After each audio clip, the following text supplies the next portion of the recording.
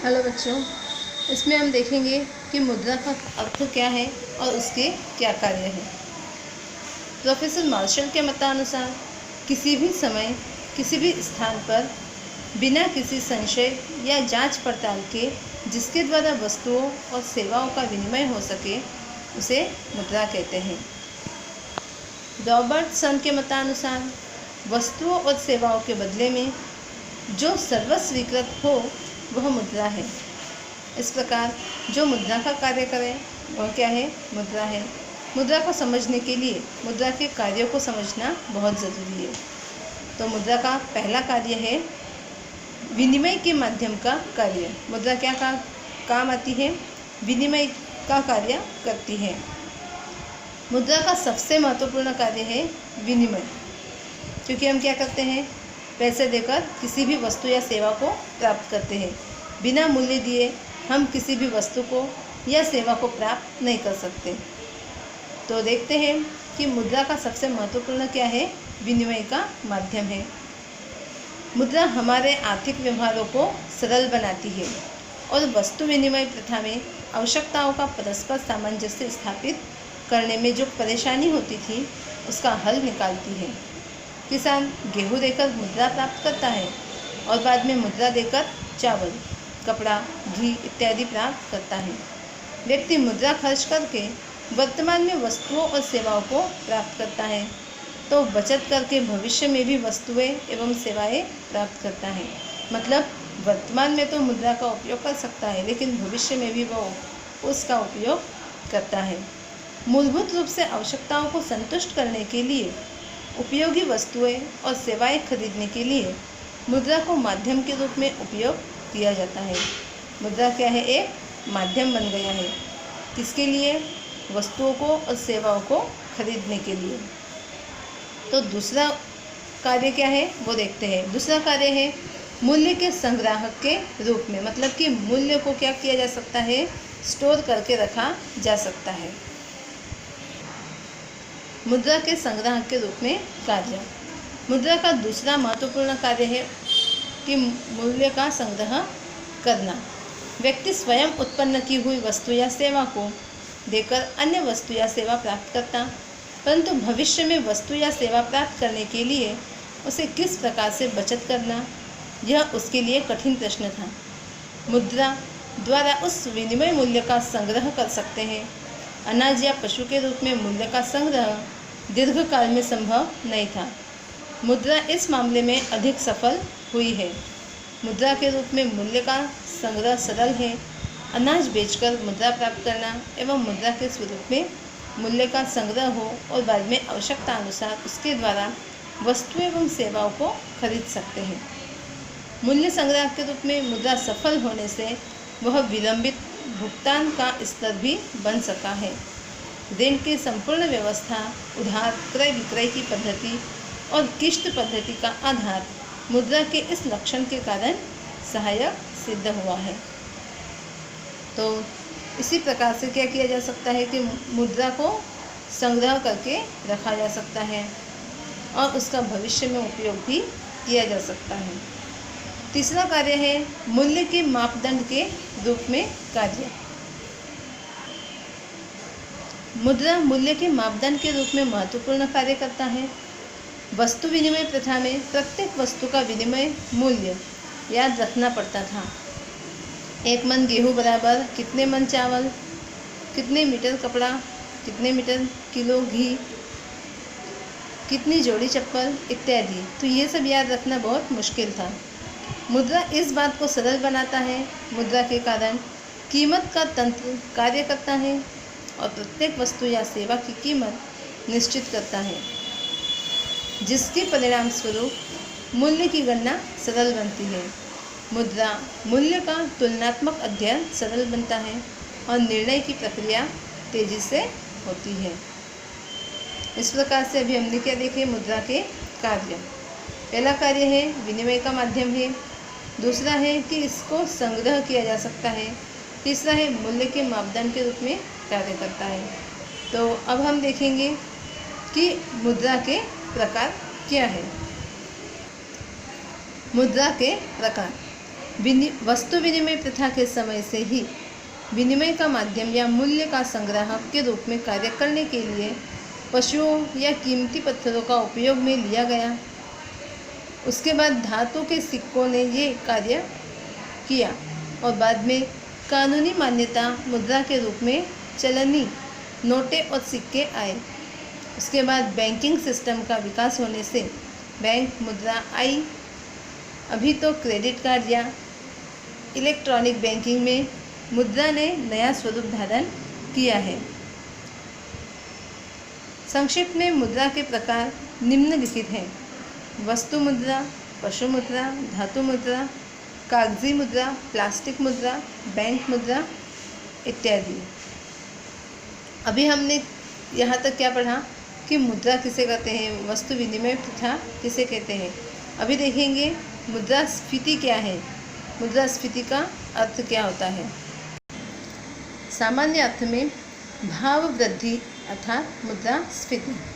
मुद्रास्फीति यह आर्थिक समस्या है और मौद्रिक घटना है।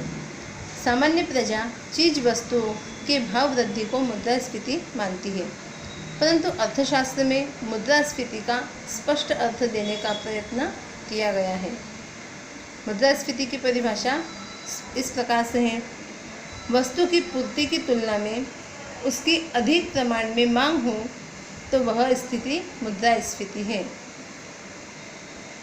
डॉक्टर पीगू के अनुसार वास्तविक आय की तुलना में मौद्रिक आय तेजी से बढ़े तो उसे मुद्रास्फीति कहते हैं। भाव स्तर में हुई सतत एवं सर्वग्राही वृद्धि मुद्रास्फीति है, जिसमें मुद्रा की क्रय शक्ति सतत घटती है। Doctor J.M. किन्स मानते हैं कि मुद्रास्फीति की सही स्थिति साधनों के पूर्ण रोजगार के बाद भी मौद्रिक आय बढ़ने से सर्जित होती है। इस प्रकार मुद्रास्फीति की विभिन्न परिभाषाओं के आधार पर मुद्रास्फीति की लाक्षणिकताएं निम्नलिखित है। अभी हम देखते हैं मुद्रास्फीति के लक्षण। मुद्रास्फीति के लक्षण: पहला है भाव स्तर में निरंतर वृद्धि होती है। दूसरा है अर्थतंत्र के सभी क्षेत्रों में भाव बढ़ते हैं। तीसरा है मुद्रा का मूल्य अर्थात क्रय शक्ति घटती जाती है। चौथा है पूर्ण रोजगार की स्थिति के बाद बढ़ता भाव स्तर मुद्रास्फीति है। मुद्रास्फीति को समझने के लिए अन्य कुछ बातों को ध्यान में रखना चाहिए, जैसे कि सरकार कानून सब्सिडी द्वारा भाव स्तर को दबा के रखी हो तो भाव न बढ़ने के बावजूद भी मुद्रास्फीति है, जिसे नियंत्रित मुद्रास्फीति कहते हैं। दूसरा, यदि अर्थतंत्र में कम समय अवधि के लिए कुछ वस्तुएं या सेवाओं के लिए भाव वृद्धि लागू पड़ती हो तो वह मुद्रास्फीति नहीं है। तीसरा, अर्थतंत्र में साधन बेकार पड़े हो तो वस्तु या सेवा के भाव बढ़ने से ये साधन कार्यरत हो जाएंगे और उत्पादन बढ़ने से भाव घटेंगे। संक्षेप में पूर्ण रोजगार की स्थिति के बाद अर्थतंत्र के सभी क्षेत्रों में भाव स्तर निरंतर बढ़ता रहे तो वह मुद्रास्फीति है और इस प्रकार की मुद्रास्फीति आर्थिक विकास में अवरोधक है। तो मुद्रास्फीति के लक्षण हमने जान लिए कि मुद्रास्फीति के क्या लक्षण होते हैं। अभी हम देखेंगे कि मुद्रास्फीति किन कारणों से होती है, इसके क्या कारण हैं। मुद्रास्फीति अर्थात अर्थतंत्र के सभी क्षेत्रों में चीज वस्तुओं और सेवाओं की कीमतों में निरंतर वृद्धि होती हो। अभी वस्तु या सेवा की कीमत निश्चित करने वाले मुख्य रूप से दो तत्व हैं। पहला तत्व है मांग और दूसरा पूर्ति। इसीलिए मुद्रास्फीति में कीमतों में वृद्धि के लिए यही दो तत्व जिम्मेदार हैं। इस प्रकार मुद्रास्फीति के मुख्य कारण हैं। पहला कारण है मांग में वृद्धि और दूसरा कारण है खर्च में वृद्धि। तो मांग में वृद्धि, वस्तु की मांग में वृद्धि होने के कारण वस्तु की कीमत में वृद्धि होती है। यदि वस्तु की मांग बढ़ती है तब वस्तु की पूर्ति में वृद्धि हो ऐसा नहीं होता, और यदि होती भी है तो खूब धीमी गति से वृद्धि होती है। तब वस्तु की कीमत में वृद्धि होती है। अर्थतंत्र में मांग बढ़ने के कारण जो मुद्रास्फीति सर्जित होती है उसे मांग प्रेरित मुद्रास्फीति कहते हैं। वस्तु की मांग में वृद्धि होने के निम्नलिखित कारण हैं। पहला कारण है मुद्रा की आपूर्ति में वृद्धि। मुद्रावादी मुद्रास्फीति को संपूर्ण रूप से मौद्रिक घटना मानते हैं। उनके मतानुसार देश में मुद्रा की आपूर्ति बढ़ने से लोगों की मौद्रिक आय बढ़ती है और आय बढ़ने से लोग वस्तुओं एवं सेवाओं की मांग में वृद्धि करते हैं, जिसके समक्ष पूर्ति लगभग स्थिर होने से कीमतों में वृद्धि होती है।